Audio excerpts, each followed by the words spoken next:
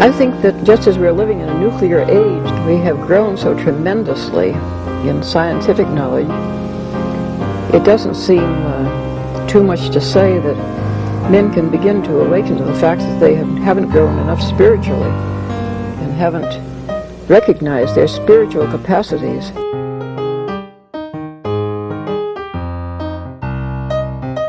Once something like eating is death, then you've struck at the very heart of life. The enemy of the older radical theories may have been the ruling class, but today the stakes of whether we will reform ourselves into a new kind of human being, a new kind of society, whether we will find selves worth being, the stakes of it are simply life itself.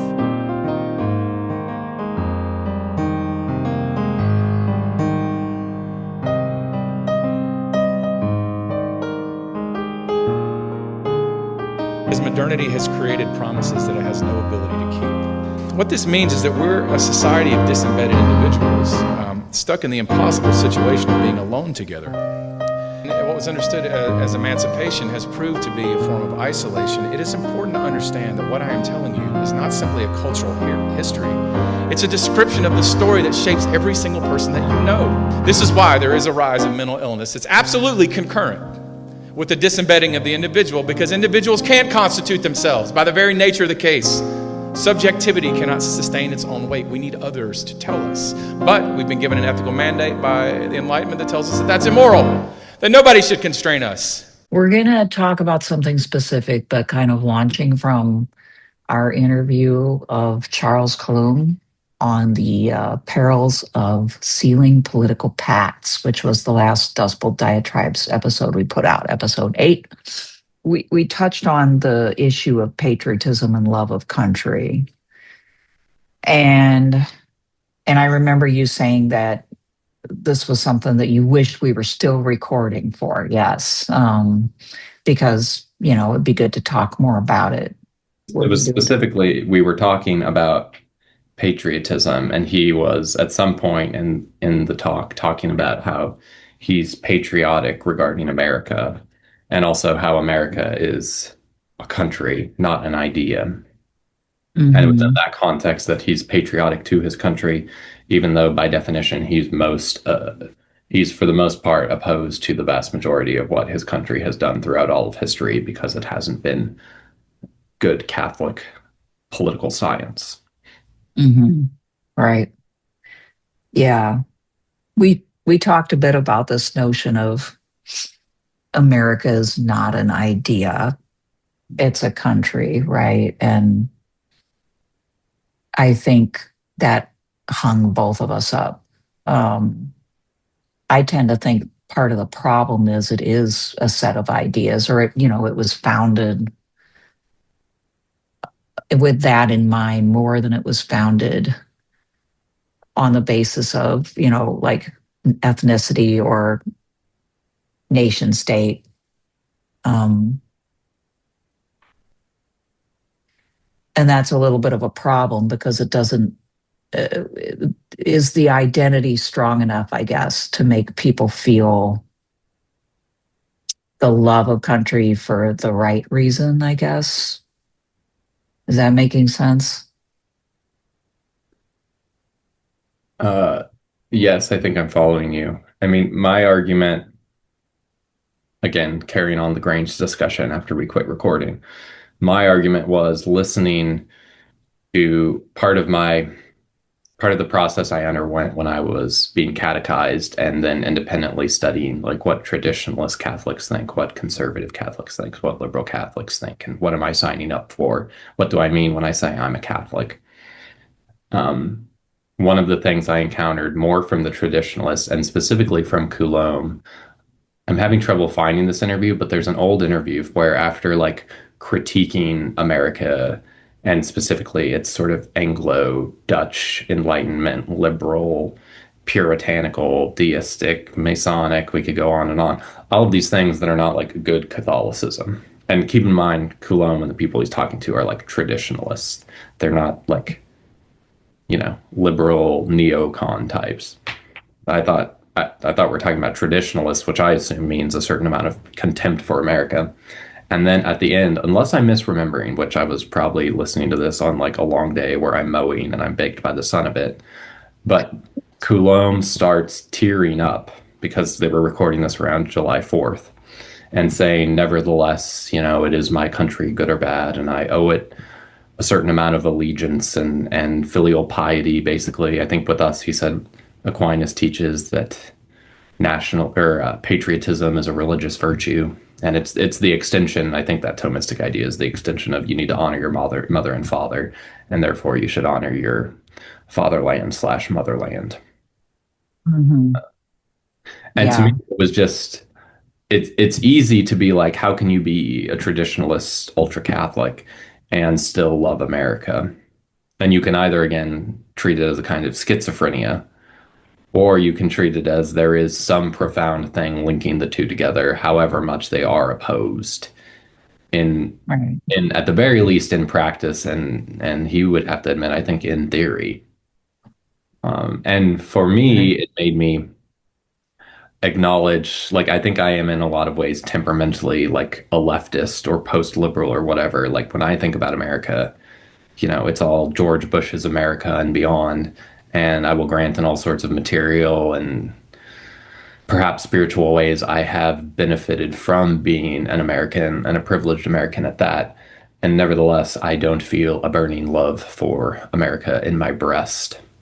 And I've concluded that that probably is more of a deficiency than a virtue on my part, because it probably is good to have these sentiments in theory, as Yeah. long as we're keeping these things at a higher level. I also think that whatever Coulombe means by patriotism and whatever traditionalists mean by patriotism, the problem now and probably in America as a whole is that we think patriotism means nationalism because we actually don't have a local polity to which we have a capacity to be patriotic to. So we end up directing it towards a nation state, which in the context of America is something far closer to what was classically called an empire, not a country. And now we're talking also about being a modern country empire.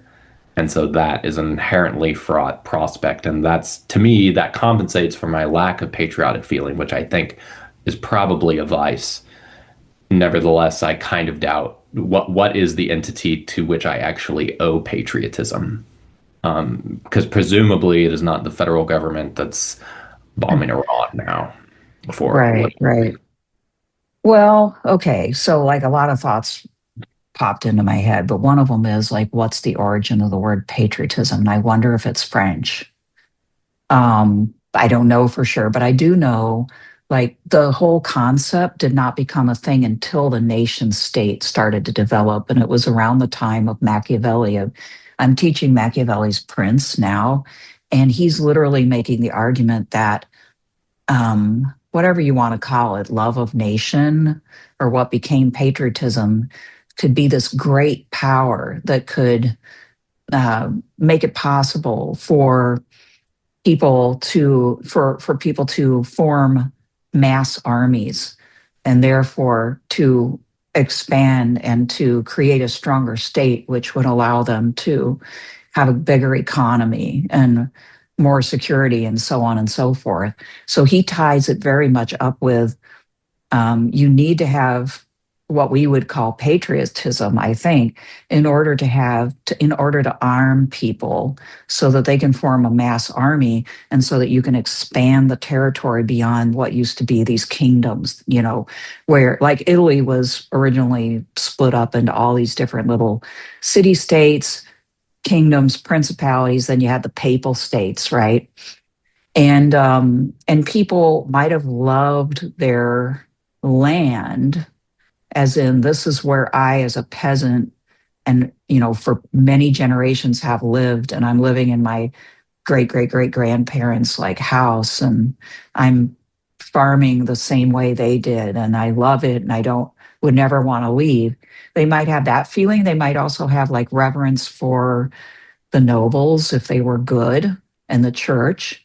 But they wouldn't have felt like I'm an Italian and I love Italy, or Italy's a wonderful place, because Italy didn't even exist.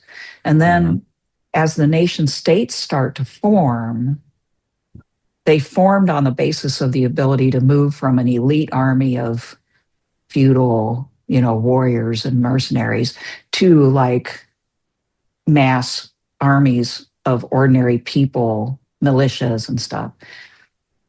And so I've always kind of associated patriotism with nationalism for that reason. Now I realize like nationalism is tied up with fascism in people's minds now. But prior to that, there was this long period where pride in your country, it had to do with, how big and powerful it was, and the fact that your fate was tied up with its power and its growth. I don't think that's necessarily good to have those feelings, because they're based on the blood of like lots of people, in those mass armies. And that's still what they rely on is, lots of ordinary people fighting and dying. So I guess and I think if I'm not mistaken, and I'm like really tempted to Google, but I think patriotism might have come from revolutionary France. Patriotism, something like that. If we're trusting the Google AI. Oh, okay. You got it. Patriotism etymology. Supposedly the word originates from the Greek word patriotes, meaning fellow men, and patrios of one's father, rooted in patris, fatherland, hence pater, patriarchy.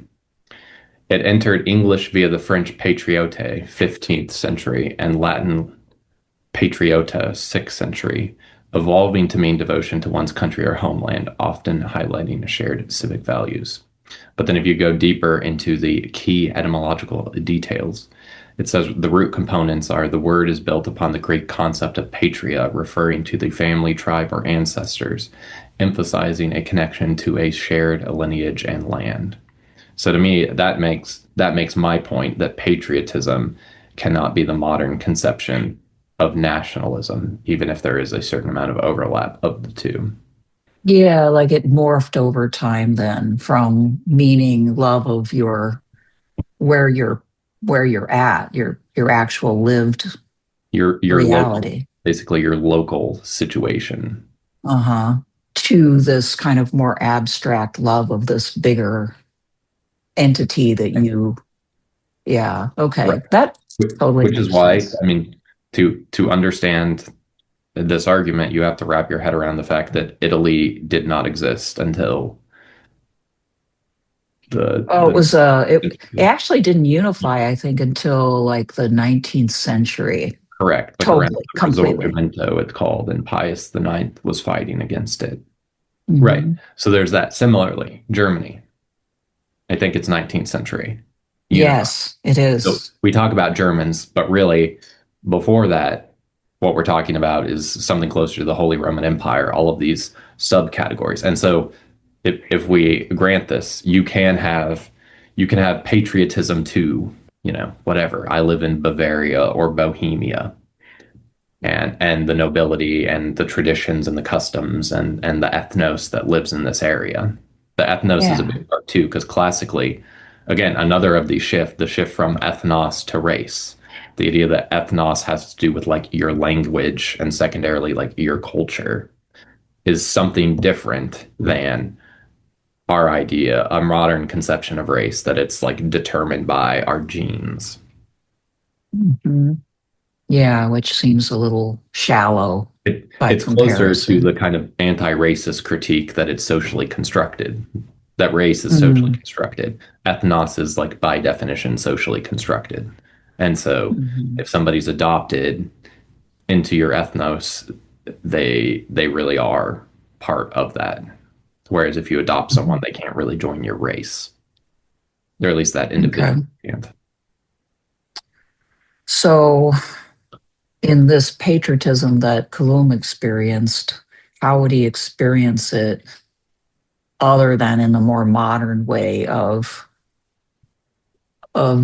love of this bigger abstract nation state, right? If you take him at his word in the interview, the argument is partly you deconstruct the idea that America is this Anglo-Dutch Puritans empire because the French were here first, the Spanish were here first, and there were all sorts of other influences. So when he talks about America as a product of the Stuart and the Bourbon and the Habsburg thrones, he's really grounding, I would argue, if we take him at his word, he's treating America as an outgrowth of Europe. True. And that's true. Sure. And so when you zoom further out, you can basically detach the inherent waspy and ultra-modern aspects of what America is by treating it as part of, post-Christendom or something like that. And therefore, because post-Christendom, kind of crypto-Christian or sharing all of this potential that theoretically could be revived. And so on that basis, you can still love. You can still be patriotic, I guess. I mean, I'm trying to empathetically embody what he would say. Yeah, I think that's about right as far as what he would say. I'm just having a hard time figuring out how you feel real emotions for something that's that. Because we've talked about, we move from patria, meaning the area where you're born and where you've lived and, the people that you've experienced. That's that's where your culture sprang from. I get that. To nation state, which right there is an abstraction. And then you have America being more founded on the basis of these Anglo-Saxon liberal ideas as well. But even before that, it's just this big country, right? And of course, people move around. Or continent? Or do you mean the same thing? Country. I'm talking about the United States, I guess, although I guess you could apply it to the Americas generally, more or less. Mm-hmm. Big enough. But you mean like land? Is that what you mean by country? Well, yes, the extent of it, right? The extent of it. First of all, it's just large as far as how, geographically large. Mm-hmm. Also, it's right from the start set up in a way where, the states are separate and, in other words, power is kind of divided and fractured. So there's not a common identity, even in the way that the country is set up. Even in the first Constitution or the second Constitution. And then as time went by, it grew by bringing in all kinds of people. And we always emphasized, it's the ideas that bind us together. You can come from anywhere and be an American. So there's all these abstractions, right? And of course, most of us don't stay in the area of the country that we grew up in. Many of us move. So anyway, I also don't feel, I'll tell you what I do feel, and then maybe we can compare notes on that. I feel, and I think I've expressed it on the podcast before, that though I know that the way I live is, is the product of maybe a lot of unjust, actions like war and misuse of wealth and things like that, and environmental destruction, blah, blah, blah. Nevertheless, I would be very fearful to have it yanked away from me. And I don't want that. And I'm willing to admit that, right? That I like it. And I don't know if that's hard to admit, but I admit it. I'd rather be safe, and I'd rather have my house, and I'd rather live in a safe part of the world, and have enough food to eat. And I know that other people don't, both here and elsewhere in the world, but I do. And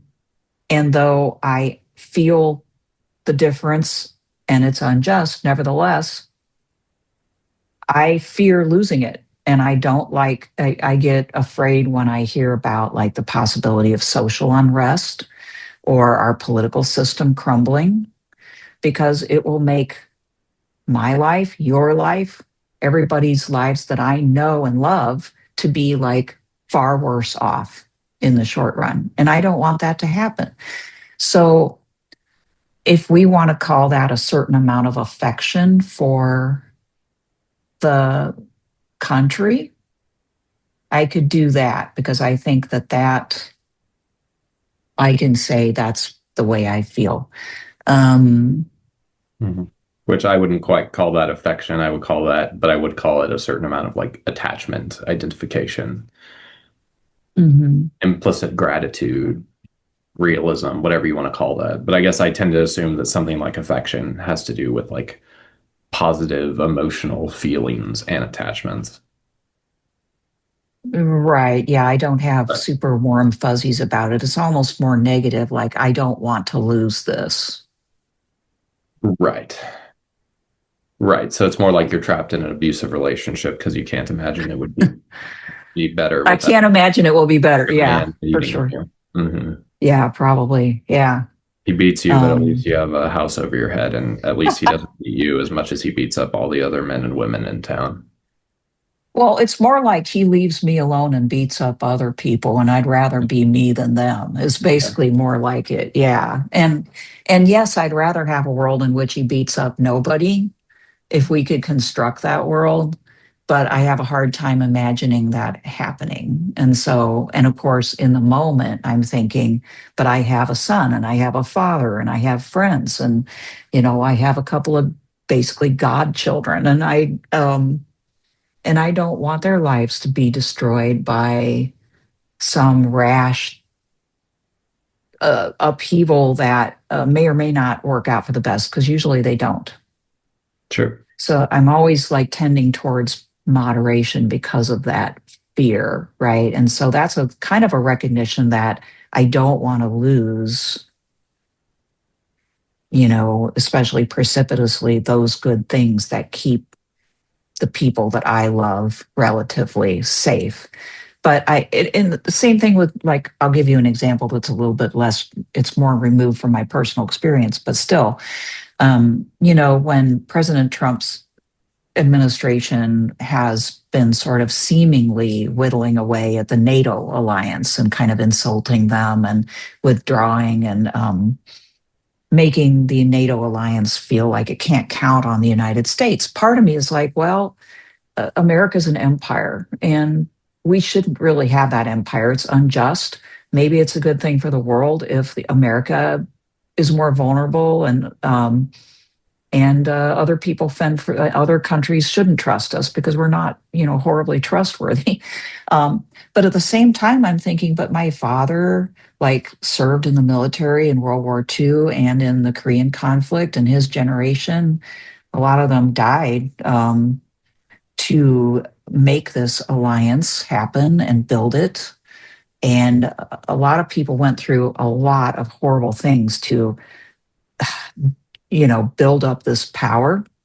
And guess what? All of our wealth is derived from that power. He doesn't seem to make that connection, but the fact that we have military power extending around the world is directly related to our way of life. And if it just disappears quickly, it could make us vulnerable to attack. It could make us more poor, right? In the long run, maybe that's what needs to happen. But there's a big part of me that's both indignant for my father, believe it or not, and also fearful that we will not transition well, and that will cause destruction for us, right? So I hope that helps. I don't know. How do you feel about it? I mean,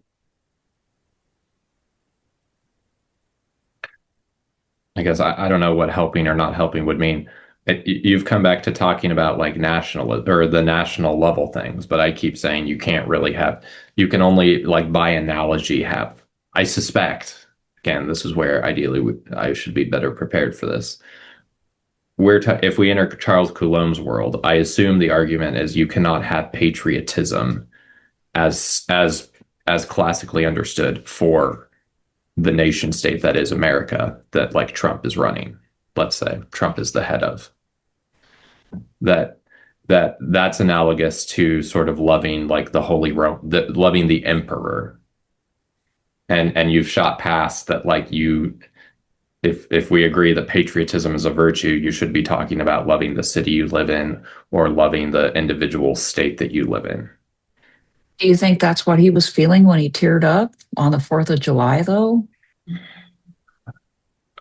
Probably. I would assume it is patriotism and then the love of the emperor, let's say. And then perhaps you can further zoom out and like love of Christendom over 2,000 years or whatever.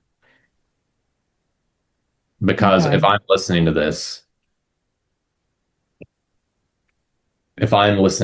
it's like the early 2020s and we're in the midst of COVID. And I'm sure he thinks, well, I know he thinks all that was like tyrannical despotism. And so we're under the Biden administration. And so there's no way what he has in mind is the people in the White House. But he might mean the nation state as he conceives it, the bigger, right? Like that's where it's so complicated because, I've always conceived of it as an Anglo-Saxon country founded by Protestants. So being an ardent Catholic and a monarchist, you wouldn't think that he would be able to find a strong identity in that country. But he did talk, and I think this was in the podcast even, he mentioned, these other settlements, that it wasn't just Anglo-Saxon Protestants that first colonized and founded the country. And does he maybe kind of make an argument that it is these other, entities that he would consider as characterizing the country that he loves? I think so. And you can still own, I mean, he made an interesting move to a degree when he was talking about Anglo-Catholic priests going to the ghetto and raising up these kind of inspiring parishes. And then he said, and I can kind of claim that as a Catholic because I'm a member of the ordinariate, which is like a right within Catholicism that Pope Benedict approved of, where they basically they ran some version of the like traditional Anglican liturgy through whatever channels they have in Rome to approve of these things. And so there's basically like a quasi-Anglican way to practice Catholicism. Mm-hmm. And so him saying, basically then retrospectively, because he's a member of the ordinariate, then he gets to claim this Anglican history of these Anglicans that were by definition in schism with Rome. Retrospectively. Interesting. Now, what are the implications perhaps for the souls of these schismatic bodies or the individual members of the mystical body of the schismatic church or community? I assume he wouldn't go that far, but maybe he would. But again, now apply it to the nation state. Nationalism is the modern sense. You can probably say, look at all these people who had bits and pieces of the heritage of Catholicism and Christendom and all that, and look how, yes, they did all sorts of bad things and it's been fraught, and nevertheless they had their sort of sublime moments of sort of human triumph. And in the wide view of history, isn't it amazing whenever people manage to pull off some organization and virtue? And shouldn't we be grateful that they did that at all? Because it can always be better, yes, but it can always be worse. And maybe it's a miracle that this nation state isn't more of a shit show than it actually is. And therefore, shouldn't we be glad or appreciative to our forefathers before us, like you kind of are for your dad and the so-called Yeah. greatest generation?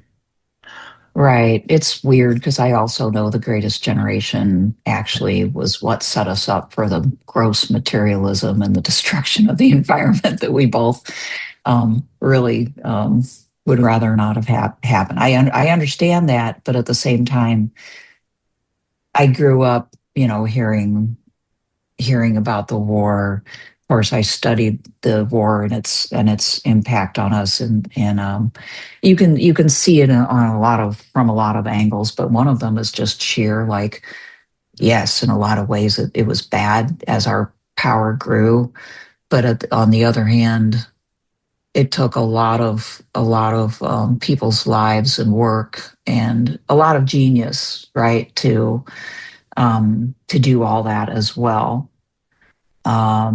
And then here it is now, it's a sort of deposit that other people have, spent their entire lives or sacrificed them to build up. And now I really wish it could be used to create a better society and a better world rather than just being squandered. I think that's part of it for me, that we got this by hook or by crook, and you could even say a lot of it was unjust the way we got it, but now we've got it, right? And it just really kind of kills me to see somebody like seemingly purposefully absolutely destroying it because they don't understand the immensity of what they even have. And Which I don't they fully don't, grant, but go on. well, and don't have the imagine to do something more positive with it. But at any rate, like, oh, I think I understand your perspective on what he's saying better.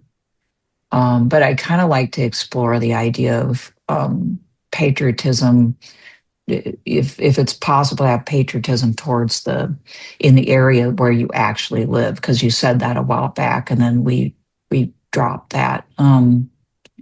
Could you maybe explain a little bit more about that? And do you feel that of Kansas or Missouri or Kansas City, or have you felt that?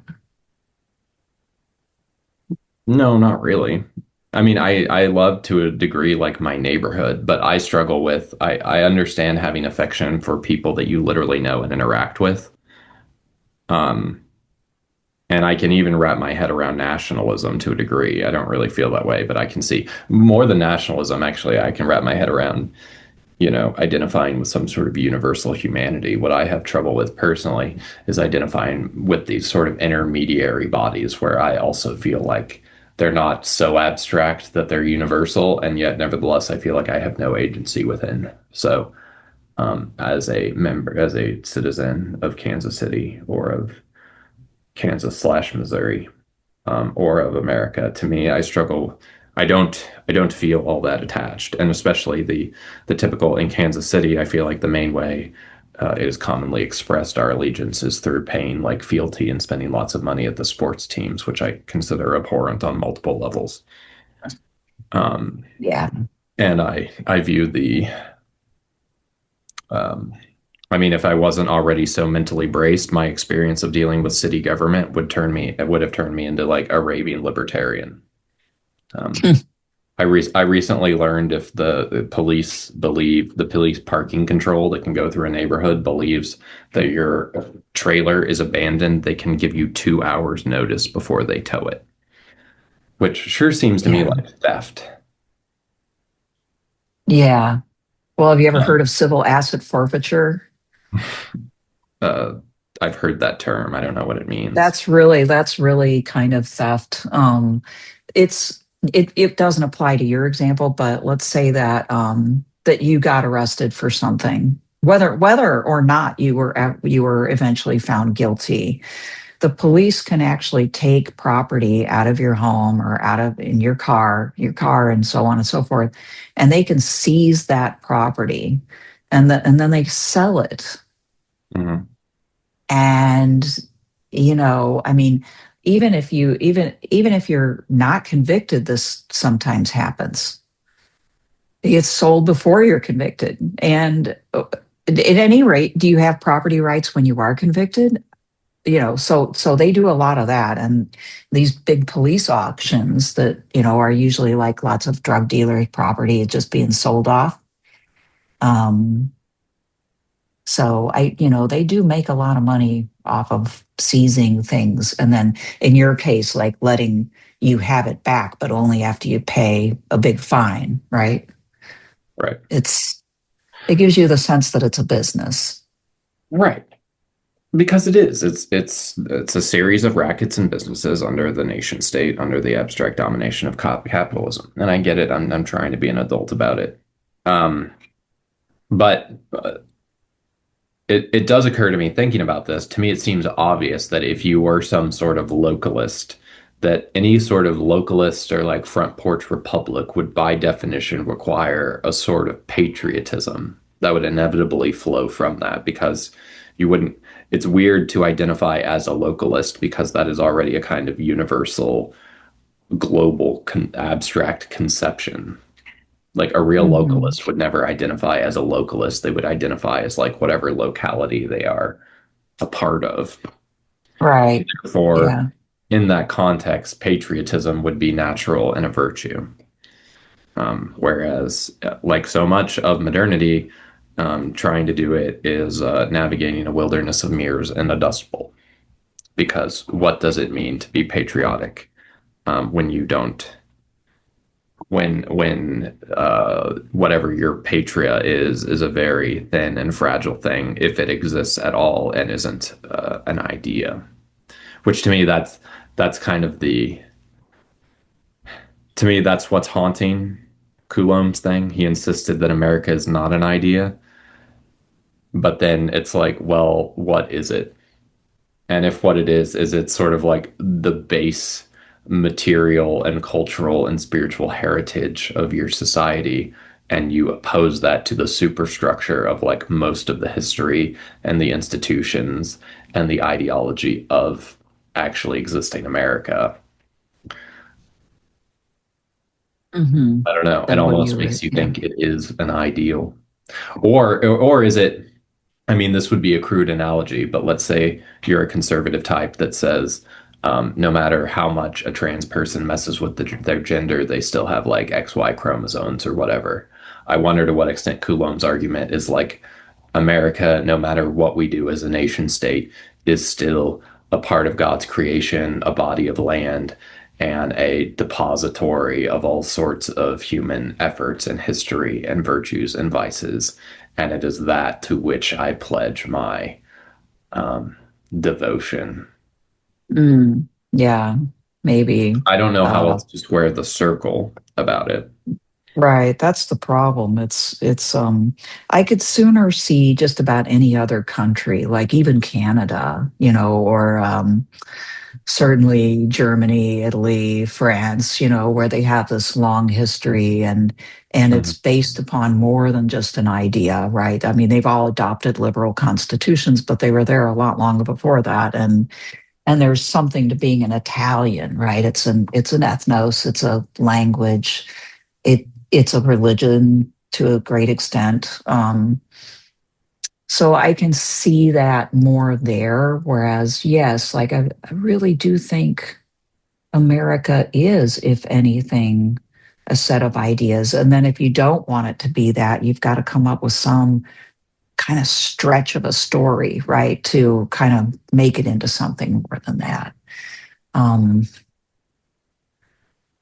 Or is it, if you love your grandpa, it doesn't matter whether you're a legitimate offspring or a bastard, deformed offspring, are you still nevertheless part of the family?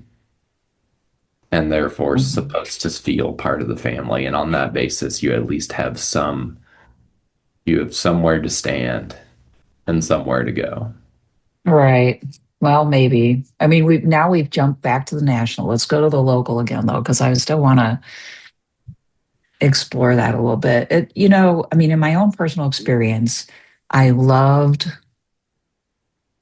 Rock Island, Illinois. Has anyone ever said I that? Has anybody what? Ever said that sentence before? I'm sure somebody has. I'll tell you the reason why I loved it. Okay. I grew up there. I lived in the same house until I left home. And we had the environment in that part of the world is based upon the Mississippi River. And so it's got a lot of precipitation. So there's a lot of like wildlife, even in the city. And we had a gully that ran through the back yard. We had a double lot because my dad liked to garden.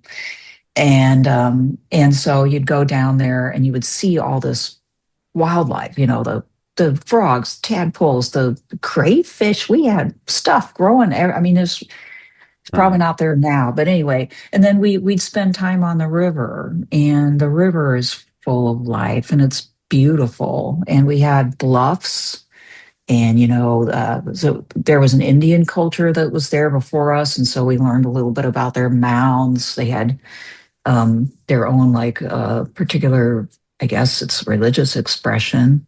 Anyway, we learned about them. And so I don't know, the actual geography of the place is what I grew up with. And it seemed kind of magical to me as a child. And it's part of why I felt close to God, actually. It was because of how beautiful it was. And you could walk out your door and see just, all it just lush. Like we had fruit trees, and we had two different kinds of squirrels. We had black squirrels, which I guess not everybody had. Anyway, I've never felt that way here. And I think it's because I didn't grow up here. And of course, it's very different here in Kansas. It's drier. There's a lot less alive out there. Things struggle to stay alive. The grass is dead. You go out and if you see like a toad, it's a miracle day, right? Like once or twice I've seen a toad in my yard. There's an austerity to the environment for sure. And it's even worse when you get to Western Kansas. But you grew up there, so do you feel about that terrain differently? Do you find it beautiful? Do you find it kind of magical? I mean, how did you feel about where you grew up? I mean, I didn't. I think my psyche was too addled by pop culture and technology and junk food to feel magic.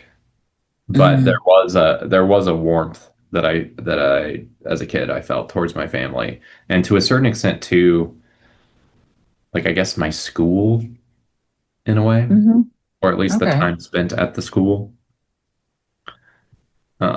Yeah.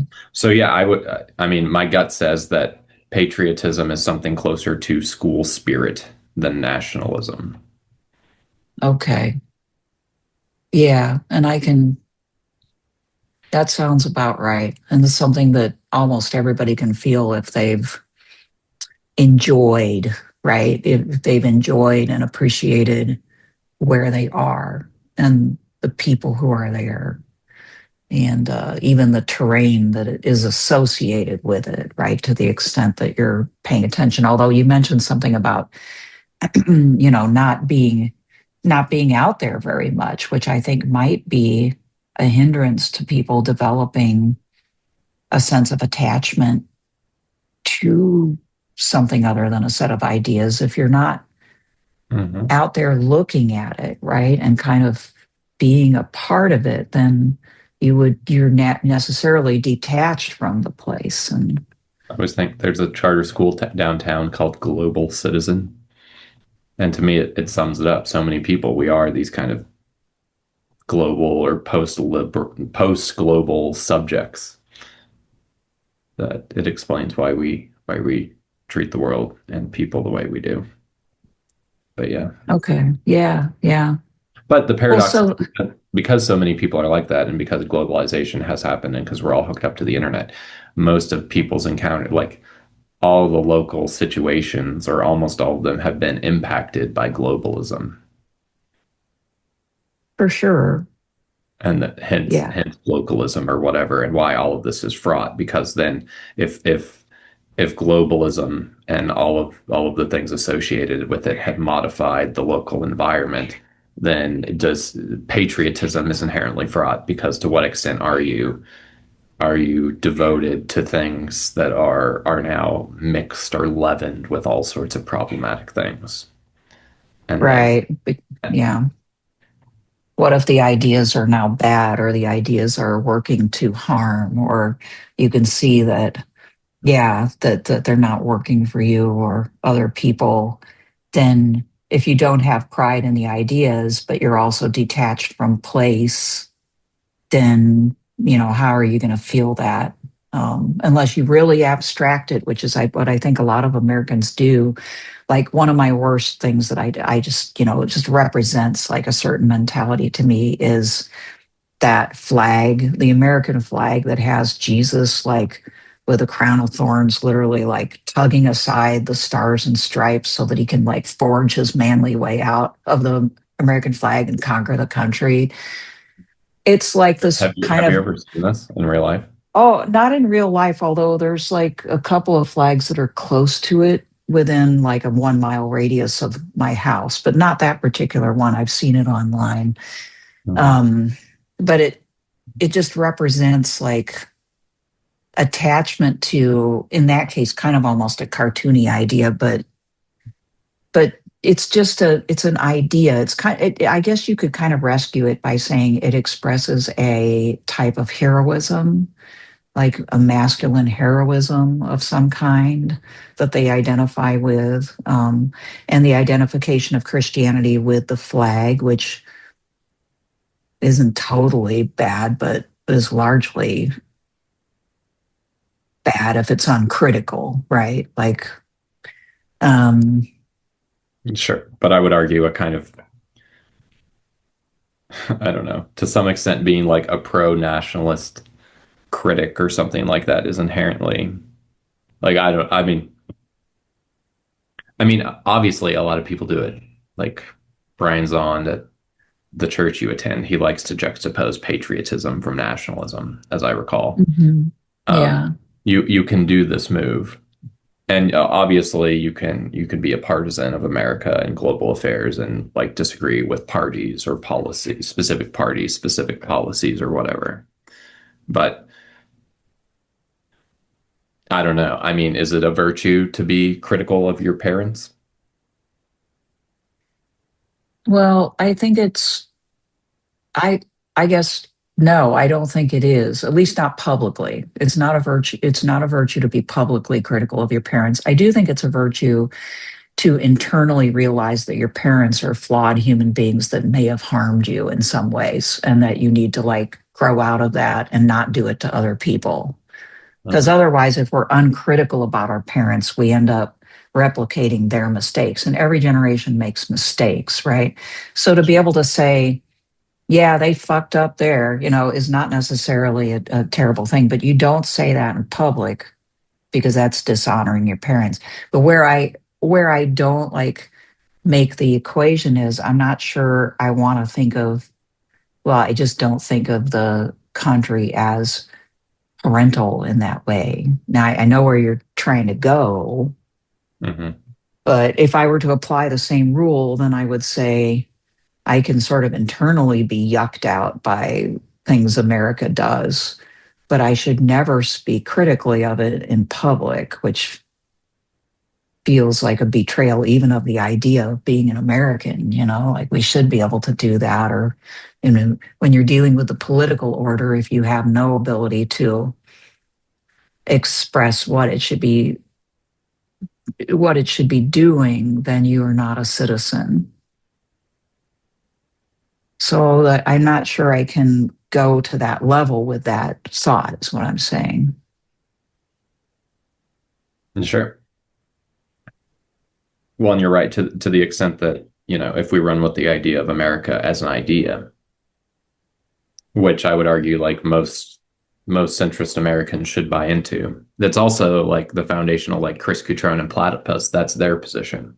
And it's on that basis that you can say, actually, we're carrying on the legacy of the founding fathers and of Lincoln and the Federalists by saying this is why we need a communist party and a global that's it. revolution, because we believe in the idea of America, which is the idea of the bourgeois revolution, and we need to complete the revolution. Right. Now, of course, most Americans don't have the good sense to really think it through. That is, I mean, I'm persuaded by that. I'm persuaded that if we buy into America as an idea, then let's think it through. It's pretty persuasive. It's actually a really cool argument that it says a lot, right? So if you want the American ideal, at some point you're going to turn into what they call fully automated luxury communism, right? Inevitably, that's well, where except not fully. I mean, I would think they would object to the fully automated part, because actually it's the full flourishing of labor now that it's been freed by the need to accumulate capital. That's not where we're going. We're going to full automation, and a sort of disregard for labor. But okay. And that's going to be yet another crisis where Cutrone's there to,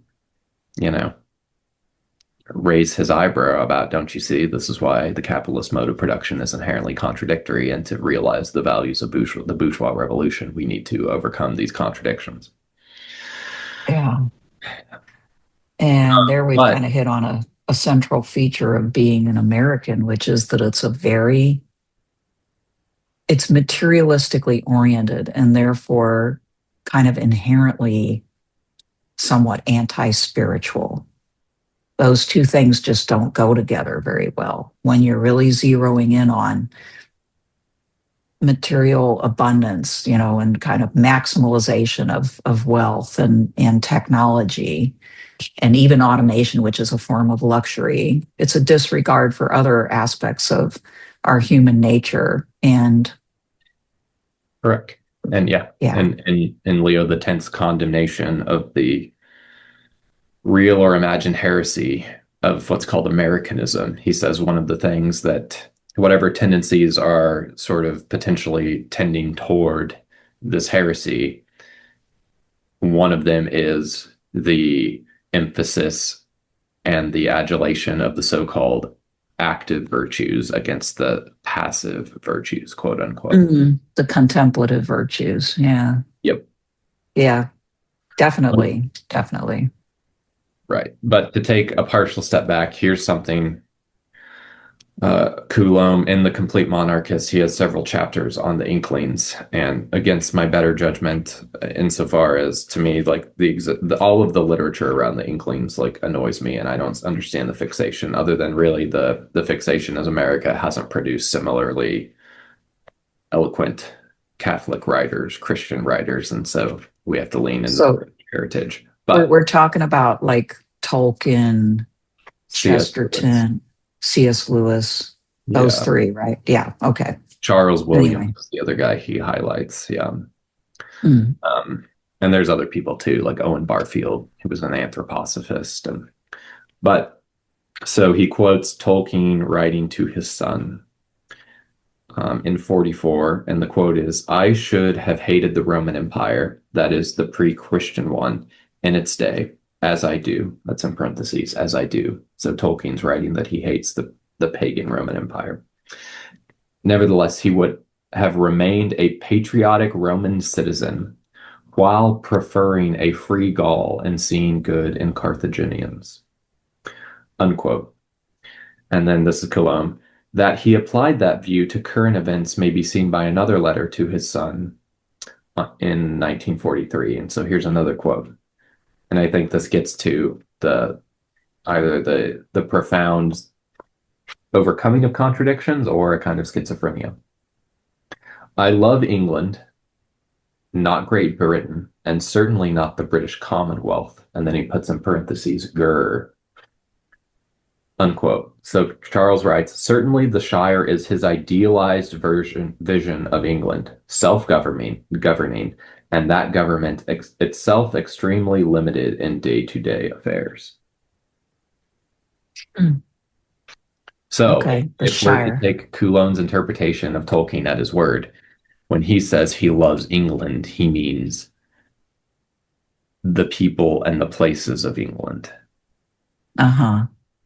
The Shire and the and maybe like the history of England, the fact that it I love goes England, far back, not Great Britain. So again, Great Britain, the modern bigger. nationalist nation state, unification of Uh-huh. these disparate kingdoms.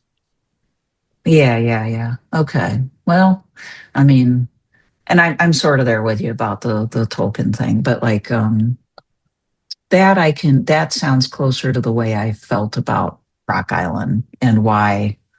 And I don't even want to go back there because I don't know anybody there except for my brother. Okay. My brother does live in the area. But I have a lot more connections here, that's weird. But that's kind of the way I would feel about that because it's familiar. And it's probably why I, to this day, feel kind of foreign because I did make that connection with the place. And I like to do that, but I have not been able to do it here. I have not been able to feel that way. Kansas City feels a little bit closer to, which is part of my attraction to it. It feels a little closer to the Quad Cities because it has a river running through it. It is more, there's much more vegetation going eastward than westward into Kansas.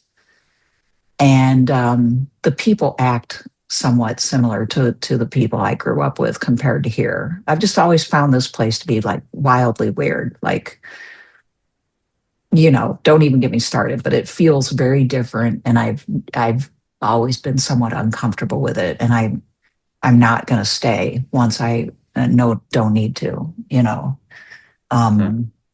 so that I can go someplace I feel more at home.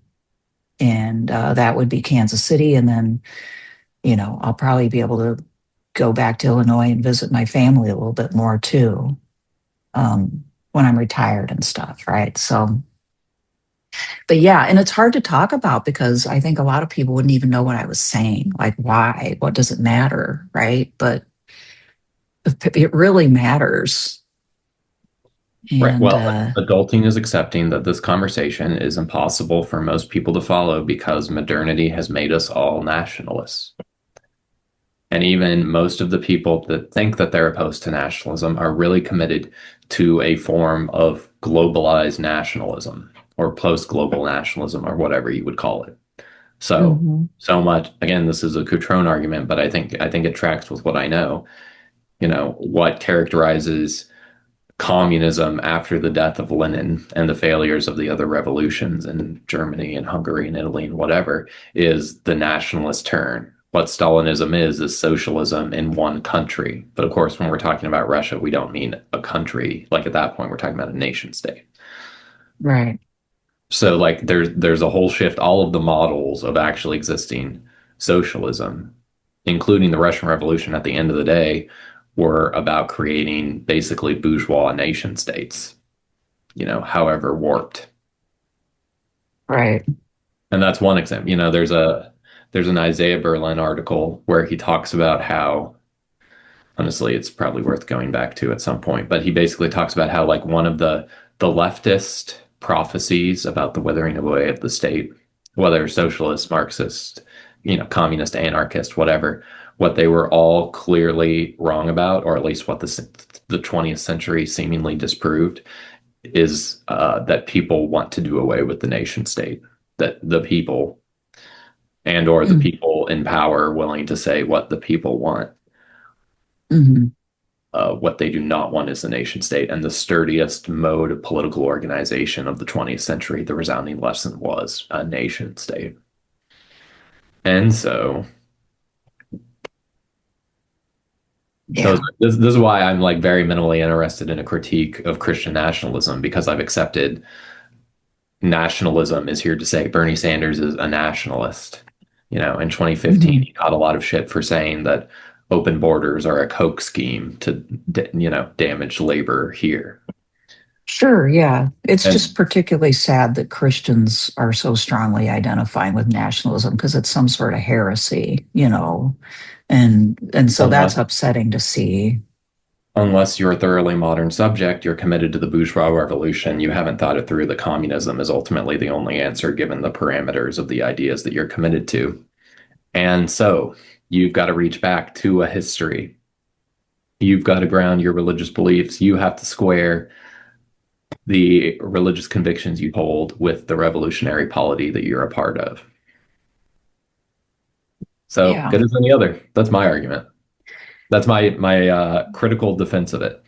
Why not? Well, I wouldn't defend it, but and I'm sure you're Or not doing that but except for the sake of argument. But I mean, yeah. it's a flat out heresy, and especially in its the simplicity and the sort of ignorance of it. But so it's a threat to Christianity,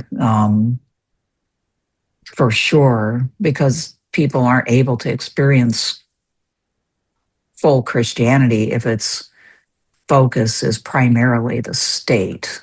Then they're really worshiping the state, right? Which is why I think at one point in another conversation we talked about like the whole Pledge of Allegiance thing. It's why some Christians even have trouble with that because they don't want to pledge allegiance to anything other than and in God, right?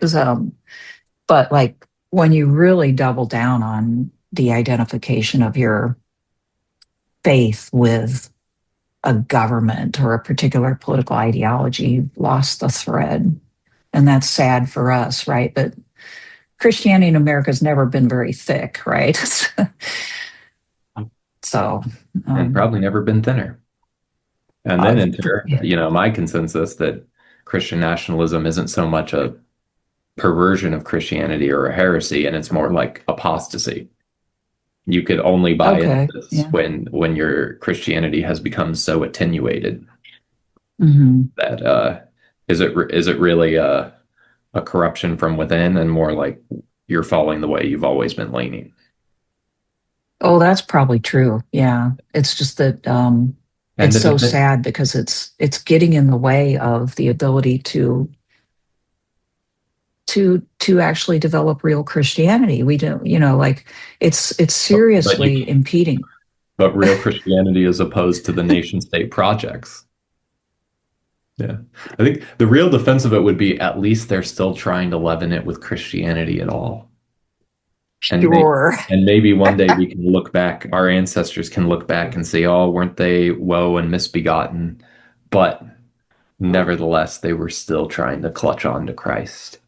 And they preserved it so it didn't disappear entirely. Maybe there's some truth to, like 100 years from now, we may be saying the only reason Christianity exists is because those, whatever we want to call them, Christian nationalists were out there tooth and claw, but I'd like to think otherwise. I mean, I don't, I mean, I yeah, mostly don't think that. I 99% do not think that, but yeah, it is a funny yeah.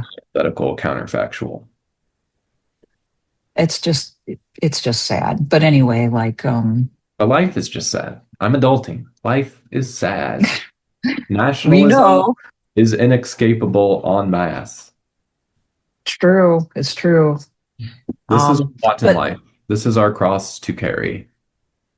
okay, but like I did want to ask you, at the beginning, you started out saying that you thought maybe your lack of patriotism, rightly understood now, um, was a vice, right? Do you still feel that way? Do you why is it why are you worried about it? Probably because I mean this shows just what like a quarter-baked bastard Thomist I am, but I guess I buy into the idea that somehow or other to be a full person, you would sort of fully embody a synthesis of all of the virtues. And if patriotism is a virtue, then to be perfect is to be, among a whole lot of other things, to be perfectly patriotic. Okay. And part of me thinks I probably behave I'm probably doing okay, at least, comparing myself to everybody else, at the risk of being hubristic. I'm probably a lot better at being patriotic at the level of my like actions and comportment and will than I am at the level of my emotions. And so maybe there's a sense in which I'm being a little too hard on myself because I do not emotionally feel like a patriot, mostly because I'm confused what exactly the object of my patriotism should even exactly be at this point. You've got a good point there that, as far as like, because you're trying to run a Catholic worker farm, that you're doing a lot of things that are like trying to benefit the area where you live. And I know that you do feel attachment to Newton Avenue. Yeah. Isn't that safe to say, right? Because you put a lot of work into it. Right. I also feel a certain amount, this would be the way that I'm imperfect. I feel a sort of resentment against what I perceive to be the widespread indifference from the surrounding world, the immediate surrounding world, that I hoped would be more affirmative or willing to sort of dialogue or dance or something like that. So yeah, right. Right, because most people are not really living in their neighborhood. Yeah, right. Or interested in engaging with is not wanting to engage with any kind of project, even if it is literally on the same street with them. And even if they, I hear, tell other people that they love what you're doing. But no need to dwell on all of that. My point, maybe by carrying on, I am a good patriot. It could be argued. I wouldn't necessarily argue it, but I'll entertain the argument. Well, I mean, you love the environment enough to like pick up garbage and churn a massive amount of wood that's just laying around into biochar, and you're doing all these things that those things are generally like do make you more attached to the specific area that you are at. It's kind of like marking territory, right? And this is something that came from my own background and actually being out there, in the immediate world a lot, is that the more that you are there and the more that you kind of mix your life with it, and the more that you work with it or build things on it and so on and so forth, the more you kind of mark it as your territory. And you own that in a way that goes beyond your legal or financial ownership, if you look at it that way. And then it becomes your responsibility, right? Like, which is why, moving or leaving it feels particularly weird when you put that kind of labor into it and that kind of time. Right. Most people don't get to experience that. Right. Yeah. Or they do when it's like nostalgia for graduating and leaving the school that they've been in for 4 years or whatever. Right. Nostalgia, but not this investment of, time and life, and of course all the memories and I mean, for instance, here at my house, my dad and I built the deck together. And long before that, Dad taught me how to do stuff like that, just simple carpentry. And so Dad and I put all the planks on the deck, and we replaced the railings all the way down. And I will, when I look out there, I see the result of our working together. And a lot of the things in my yard are the result of he and I working together one way or the other. And then there's a birdhouse out there that my ex-husband and I put up, not long before he left. And it's like one of those positive things that we did. And it's still sitting out there with birds in it, right? And so that's a result of a relationship. And so that, there's this, if and when I leave the house, and I actually have a hard time thinking about, I don't have any hard time thinking about leaving Manhattan, but I do have a hard time thinking about selling the house. Mhm. Because the house, I mean, and on the inside, oh my gosh, I've changed everything about it over time to be, oops, what I like, or what I think will make it better. Um, the house carries all that meaning, so it's not just a house anymore. Totally. And then we're back at love of neighborhood, school spirit. Now, I mean, the pushback would, I think, be, don't you think, yes, it's understandable that you have had all these grievances with the city in which you live as a whole, but nevertheless, there is a sense in which it's the city as a whole that exists, that preserves your house, your home, and has created, at least in part, created the environment for you to become attached to it to the extent you have, and therefore you owe that. Or again, you could say the people of Manhattan. It doesn't just mean the people sitting in City Hall or whatever, but the city state that is Manhattan, Kansas, that you owe it a certain amount of affection, perhaps. Yeah. At I least mean, that's that's a reasonable, right. That's the argument. And it's a reasonable argument. And I have a really hard time with that. Somebody came around the other day to talk to me about the fact that they want to do a Chautauqua in Manhattan, which is this, it was really popular in the 70s, but I guess it's kind of making a comeback where people get together and they hold, somebody gives a talk and there's give and take about it. There's performances. It's supposed to be kind of like a community building, community educating like event that sit-in, happens. but Not well, like a like a teach-in maybe. center sit-in, Not exactly a sit-in, I don't think, but or like maybe not sit-in, teach-in. Sorry, like a a teach-in. center teach-in. A teach-in, but where the teaching is being done by all the different citizens that volunteer, and they do things like dress up in costumes. Dressing up in period costumes is a big deal in it. Okay. Being like Abraham Lincoln, Anyway, like the theme of this Chautauqua is literally home.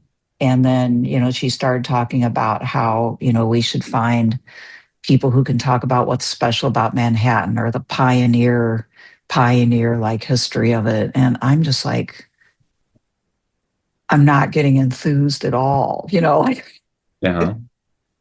So it's definitely a struggle for me. I do not have those feelings, about this place.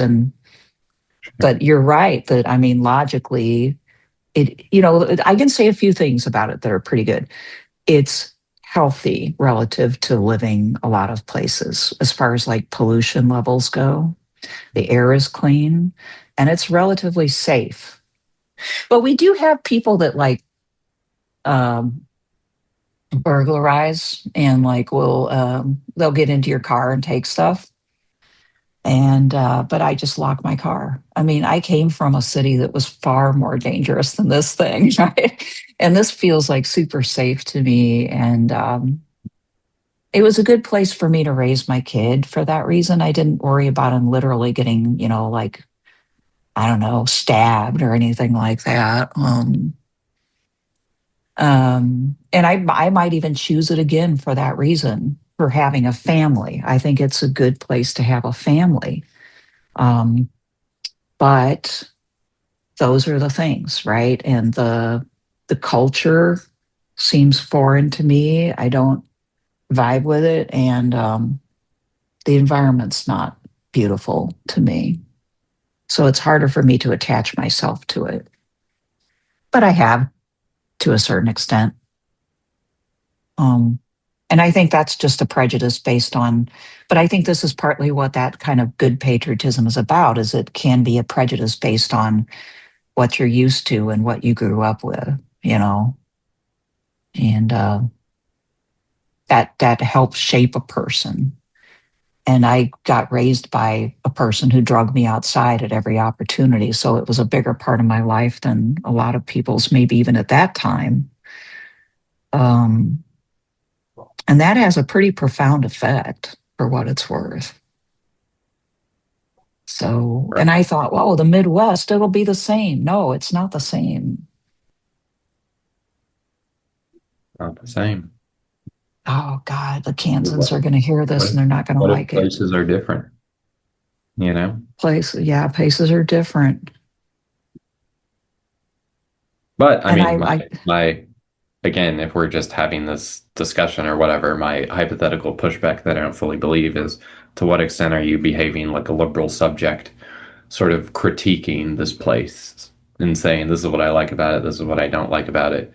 But what's already been, what is taken for granted is already that you're an individual who gets to evaluate this place and decide whether or not you identify with it, as opposed to your whole consciousness and sense of self and affective life is sort of in utero in this place.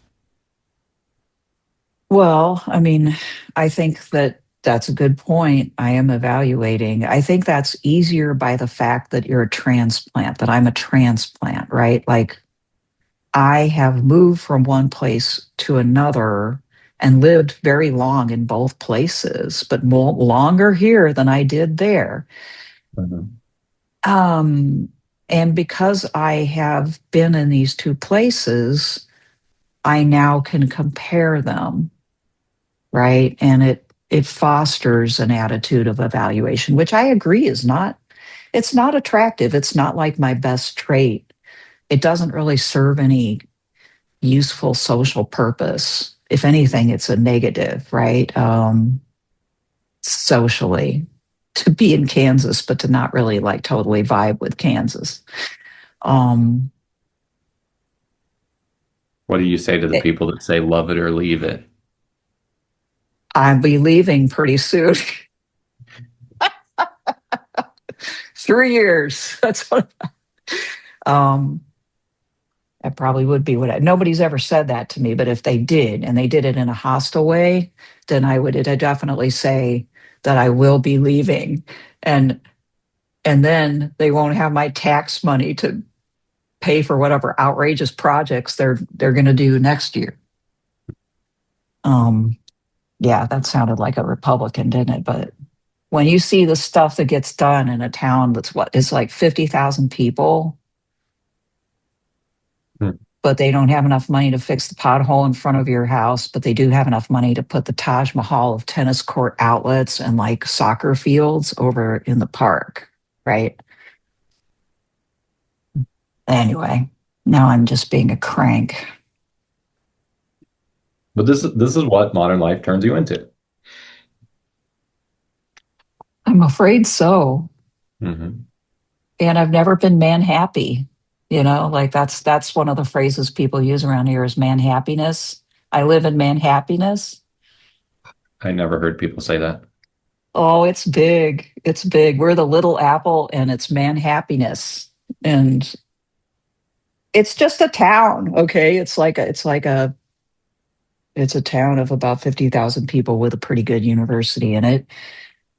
I guess people are working hard to change that, but still pretty good. And yet it's some person's city, right or wrong.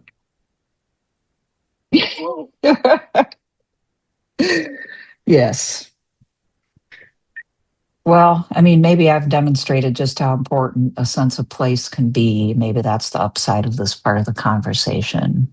But I don't think I've ever even told you how I feel about that exactly, because it's hard to like relay the experience if you haven't lived that, right? Like if you didn't grow up, you know, almost worshiping the ground, right? Because you didn't go outside as much, you wouldn't have the same experience. But that is my experience, and it just, yeah. So the whole terrain just, it feels barren. I feel like I'm in a desert, but I know that's not true. I mean, there's plenty of life out there. Mhm. And even in the desert, there is a beauty to it. Hmm. Yeah. Well, the hills are beautiful. That's true. When you drive on 70 out here and you can really see the Flint Hills, that's actually quite gorgeous. People would be surprised because they think Kansas is just a big flat plain, and it gets that way later on. But around here, and going eastward towards Missouri, it's big rolling hills, and the grasses can look really pretty at certain times of year. So there's that. All right. And even you head further west and like all the amber waves of, well, I was going to say grain, but it's mostly corn and soybean. But Hmm. there is a beauty to it. It's not Hmm. the kind they typically put on calendars, and you know, it's not Yeah, host to a bunch of exotic flora and fauna. Except it right. is they're just sort of mundane creatures that can survive in these kind of extreme arid environments. But And the occasional, what do they call them? Panther, what, right? like mountain lion? Yeah, yeah. You guys have mountain lions out there. I think So somewhat. Yeah, there's mountain lions around that's, Kansas City too, I hear. oh, But but yeah, yeah, wow. and definitely in Colorado there are some. Hmm. Right, crazy. Just having these tiger type creatures that live in the mountain. Yeah, wild, big tigers, basically. Yeah. Supposedly people have spotted them around here on those hunting cameras, but I am somewhat dubious as to whether there are any in this area. But from time to time, somebody thinks they've caught a glimpse of one. And where I buy it, they can range a long ways. Yeah. So Yeah. Well, I'm going to keep working on it because I do feel like your attachment to place ought to be able to expand a little bit or reattach a little bit more right. Is there strongly. I think so. I mean, I have no argument why you shouldn't feel an affection for your place, and then by extension, all the way up the lungs of organization. Hmm. Yeah. Um, And that's what I need to work on is the extension part, right? Particularly, I think the community itself, right? Like I don't really, I'm kind of with you. I'm like, oh, the city fathers and the government, whatever, I'll vote, but but like we have a nice neighborhood full of nice people, and I actually do get along with them. So our neighborhood is actually quite relative to a lot of people's neighborhoods. It's pretty friendly, and we do cooperate. Um, we do things for each other. So we've got a pretty special environment right here in this neighborhood. I'll say that. so I don't know, something that also when you listen to these traditionalists make arguments in defense of, yeah, let's say patriotism or even like monarchy, one of the things that they often end up falling back on, like when they admit this is like argue as certainly to a sort of skeptical secular perspective, these are dubious ideas. One of the things I find they almost invariably fall back on is basically appealing to sort of childhood emotions and to say like, well, I thought monarchy or the beauty of nature or heroic ideals. As a child, I innately felt that these were beautiful and right and true things. And then part of what maturity, either accurately or falsely so called, is growing disillusioned with these ideals and learning how the quote unquote real world works, which is that you need to give up these pleasing illusions or beautiful lies or whatever. And anyway, I bring that up. That might be part of it too. It is perhaps being a modern adult inherently makes you anti-patriotic. Or the tragedy is, yeah, I think I mostly believe this.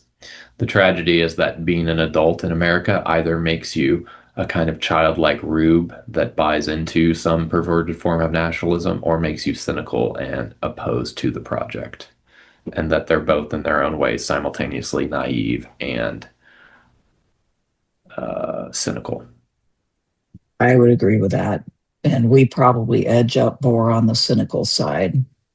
And when you think of it that way, it's worth working on to care enough about your community and your country that you want to, whatever you put into it, to be a positive contribution anyway. And I think we both do that in our own way. It's just kind of making the making the emotional connection might be a little bit hard, but Right. but like, yeah, I do feel a responsibility to try my best to put something positive into the world, wherever I'm at.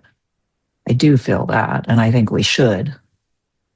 And to try to do what you can to, as a citizen, you can't do much, but like as a citizen to influence your government it's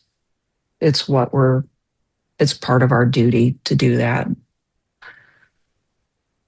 I do think that, and I try to do it. Right. And there's a sense in which like feelings are overrated so much when we talk about virtues and what people should do or think or feel. We're fixated on like how people should feel interiorly instead of like how they will and think. Mm-hmm. And so Right. That's subjective. One's internal experience. First of all, it's not something you can control very well anyway.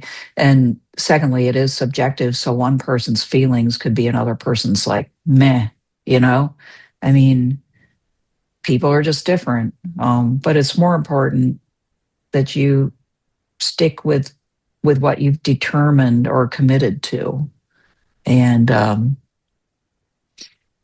that kind of like defines us, I think, more than our feelings, which are fleeting. So yeah, I would agree. I don't think I'd get too upset about that, but just simply thinking about what we owe, I guess the place where we are would maybe be a way of flipping this around, right? And gratitude, feeling a little bit, or acknowledging anyway, gratitude, or the realization that we're somewhat dependent upon the context that we're in, is something to keep in mind. right. Gratitude Yeah. and commitment at the level of our actions, Mm-hmm. to the extent that that's possible. And again, a very fraught thing in a world where whatever we're quote unquote patriotic to is dominated by national and international interests, and where we are bumping up against people that most of which do not perceive, at least consciously perceive them to be on the wavelength that we're articulating. Yeah, I agree.